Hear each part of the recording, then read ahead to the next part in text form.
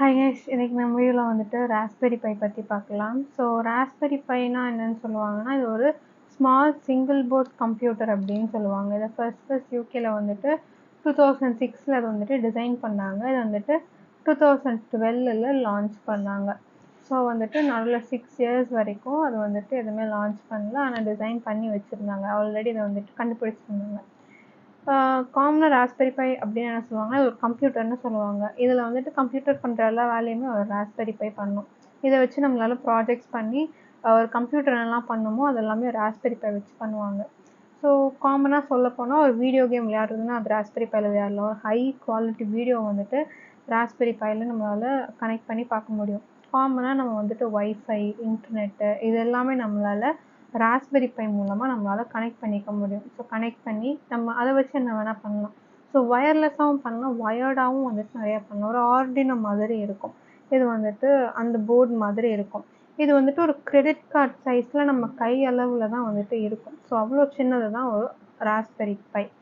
So இதில் வந்துட்டு நம்ம ராஸ்பெரி பை வச்சு ஒரு டெஸ்க்டாப் உருவாக்கலாம். இல்லைனா வந்துட்டு ஒரு ராஸ்பெரி பை வச்சு ஒரு பிரிண்டர் கூட நம்மளால பிரிண்ட் பண்ணணும் அப்படின்னா அதுக்கும் ஒரு ராஸ்பெரி பை யூஸ் பண்ணலாம். ஒரு பிரிண்ட் பண்ணணும் அப்படின்னா அதுக்கு வந்து நம்ம ராஸ்பெரி பை தேவை.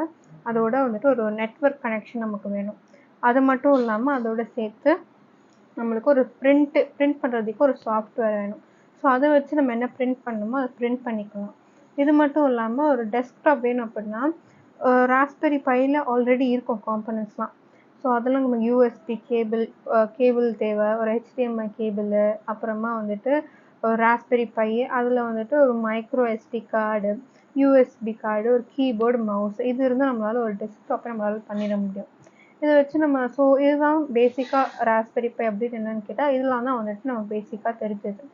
இப்போது ஏன் அதுக்கு பேர் ராஸ்பெரி பை அப்படின்னு வந்துச்சுன்னா, மோஸ்ட்டாக எல்லா கம்பெனிஸ்க்குமே இந்த ஃப்ரூட்ஸ் நேம் வைக்கிறது ரொம்ப பிடிக்கும். அந்த மாதிரி தான் அந்த ராஸ்பெரி அப்படிங்கிற அந்த ஃப்ரூட்டோட நேம் வச்சாங்க. அப்புறம் பை அப்படிங்கிறது நம்ம இப்போது ராஸ்பெரி பை யூஸ் பண்ணும்போது ஏதாச்சும் நம்ம செய்யணும் அப்படின்னா அதுக்கு வந்துட்டு ஒரு தனி சாஃப்ட்வேரில் ப்ரோக்ராம் பண்ணால் அதுலேருந்து எக்ஸிக்யூட் ஆகி தான் நம்மளுக்கு எல்லாமே வந்துட்டு நடக்கும். ஸோ எக்ஸிக்யூஷன் வந்துட்டு இந்த கோட் வந்துட்டு பைத்தானில் பண்ணுறாங்க.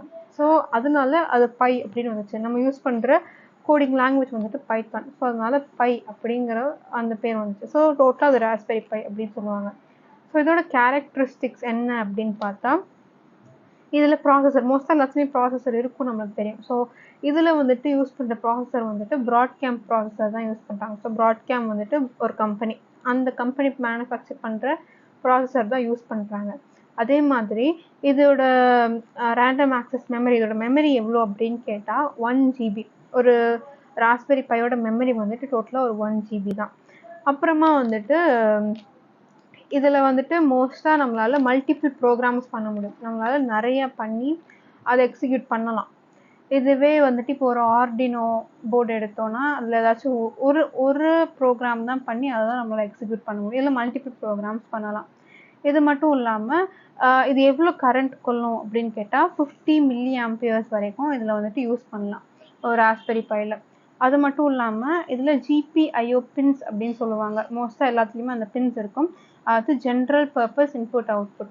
ஒரு காமனாக ஒரு பின் மாதிரி கொடுத்துருப்பாங்க. ஒரு ஆர்டினோவில் 20 பின்ஸ் இருக்கும். அதே மாதிரி ஒரு ராஸ்பெரி பையில் 40 பின்ஸ் இருக்குது. இது எதுக்கு அந்த பின்ஸ் அப்படின்னா, காமனாக நம்ம வந்துட்டு எந்த பின் வேணாலும் இன்புட்டாகவும் எடுத்துக்கலாம், அவுட்புட்டாகவும் எடுத்துக்கலாம்.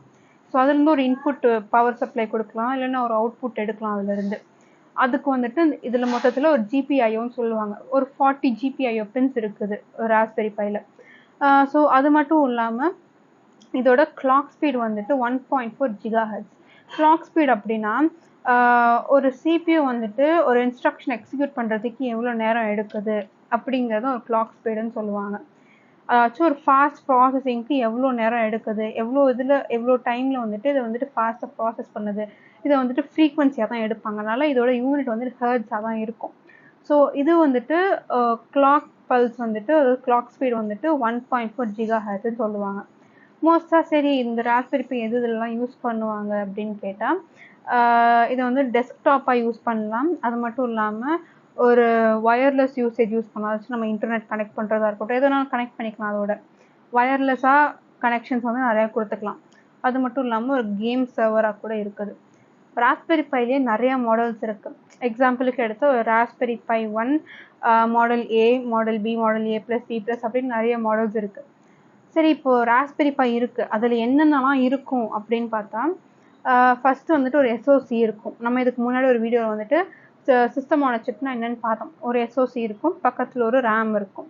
ஸோ இது ரெண்டும் தான் வந்துட்டு மெமரி ஆஃப் த ராஸ்பெரி பைன்னு சொல்லுவாங்க. ஏன்னா அது இருந்தால் தான் வந்துட்டு மித்த எல்லாமே நம்மளால் அதில் வந்துட்டு ஸ்டோர் பண்ணி அதுலேருந்து நம்மளால் ஒரு அவுட்புட் கொண்டு வர முடியும். ஸோ அது இம்பார்ட்டண்ட்டாக அதில் இருக்கும். அது மட்டும் இல்லாமல் ஒரு வைஃபை கனெக்ஷன், ப்ளூடூத் கனெக்ஷனாக இருக்கும். நம்ம வந்துட்டு அவுட்டர் சோர்ஸ்லேருந்து கனெக்ஷன் பண்ணிக்கிறதுக்கு வைஃபை கனெக்ஷனுக்கு ஒரு தனி போர்ட் வச்சுருக்காங்க. அப்புறம் யூஎஸ்பி போர்ட், 4 யூஎஸ்பி போர்ட் இருக்கும். அப்புறமா ஒரு இத்தர்நெட்டும் இருக்கும். ஒரு ஆடியோ, அதாச்சும் நம்ம ஸ்பீக்கர்ஸ் தான் கனெக்ட் பண்ணோன்னா அதுக்கு ஒரு ஆடியோன்னு தனியாக இருக்குது. ஒரு எல்இடி லைட் இன்பில்ட்டாகவே எல்லா போர்ட்லேயும் இருக்கும். அது மாதிரி வந்துட்டு நிறையா விஷயங்கள் வந்துட்டு அதில் கொடுத்துருக்காங்க. இது மட்டும் இல்லாமல் இப்போது ராஸ்பெரி பையில் வந்துட்டு நம்ம ஒரு ப்ராஜெக்ட் பண்ணுறோம் அப்படின்னா அதுக்கு வந்துட்டு சோர்ஸ் நம்ம ஒரு கோடு கொடுக்கணும் ஒரு இடத்துல. ஸோ அதுக்குன்னு ஒரு தனியாக சாஃப்ட்வேரும் இருக்குது. ஸோ அந்த சாஃப்ட்வேரில் வச்சு தான் நம்ம அதில் தான் கோட் பண்ணி நம்ம எது வேணாலும் பண்ண முடியும். ஸோ வந்துட்டு ஒரு ராஸ்பெரி பைக்கு வந்துட்டு மோஸ்ட்டாக வந்துட்டு நம்ம நிறையா வந்துட்டு டெய்லி யூசேஜ்க்கு நம்ம நிறையா வந்துட்டு நம்மளாவே பண்ணலாம். அது ஏன்னா இது அஃபோர்டபுளாக இருக்கிறதுனால நம்மளாவே நிறைய எடுத்து பண்ணுற மாதிரி இருக்கும். ஸோ இதுதான் வந்துட்டு ராஸ்பெரி பையோட ஒரு சின்ன இன்ஃபர்மேஷன். தேங்க்யூ.